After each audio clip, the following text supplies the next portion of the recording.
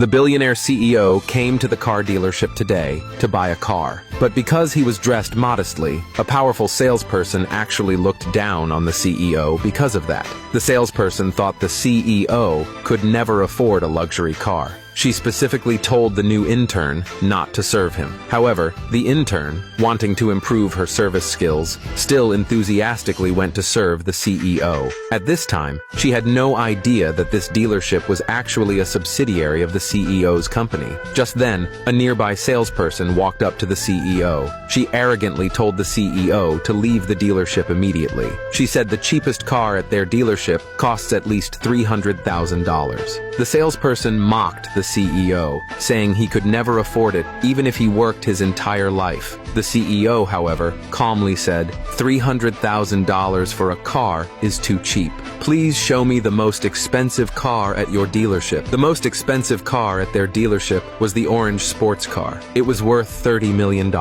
However, it had already been reserved by a mysterious billionaire. A few days ago, the CEO's secretary had ordered a luxury car for him. The car had already been programmed with the CEO's fingerprint. The CEO could simply unlock the car with his fingerprint at the dealership and drive it. But the salesperson didn't believe a word the CEO said. At that moment, a couple suddenly approached the CEO. The CEO immediately felt extremely irritated because the woman in the couple was his ex-girlfriend. It turned out that the CEO had once been very poor. His ex-girlfriend had broken up with him because she found him too poor. Later, his ex-girlfriend found a new boyfriend named Smith. Smith was the son of a billionaire worth tens of millions of dollars. When Smith heard that the CEO was his girlfriend's ex, he immediately mocked the CEO as a poor, homeless man. He claimed the CEO had no right to even be in the same dealership as him. What Smith didn't know was that the CEO had since become a successful entrepreneur.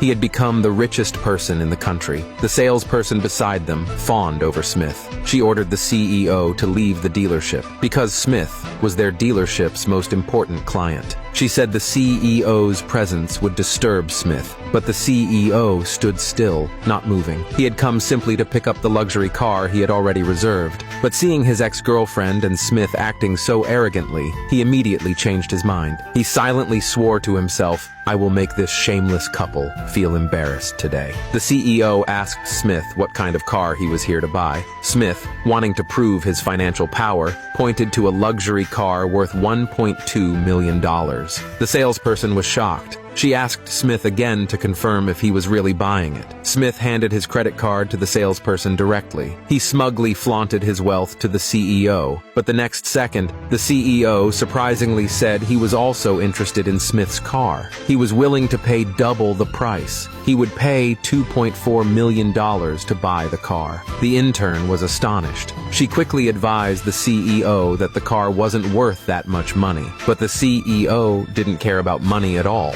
He just really hated Smith. He simply wanted to take something from Smith. Smith was furious. He was about to explode in anger, but then he suddenly realized the CEO couldn't possibly have that much money. He mocked the CEO, claiming he was just bragging. To Smith's surprise, the CEO handed his credit card to the intern. The intern simply swiped the card lightly, and the payment went through instantly. While everyone was still in shock, the CEO did something even more unthinkable. He casually handed the car over to the intern as a gift. Seeing the intern benefiting from this, the salesperson immediately switched to a flattering attitude with the CEO, but the CEO told her to get lost. The intern was extremely confused. If the CEO gave me the car, then what car is the CEO driving? Unexpectedly, the next second, the CEO walked up to the $30 million car. Suddenly, Smith, who had been dejected, burst into laughter. He mocked the CEO for being ignorant and foolish. That car had already been reserved by the richest person in the country.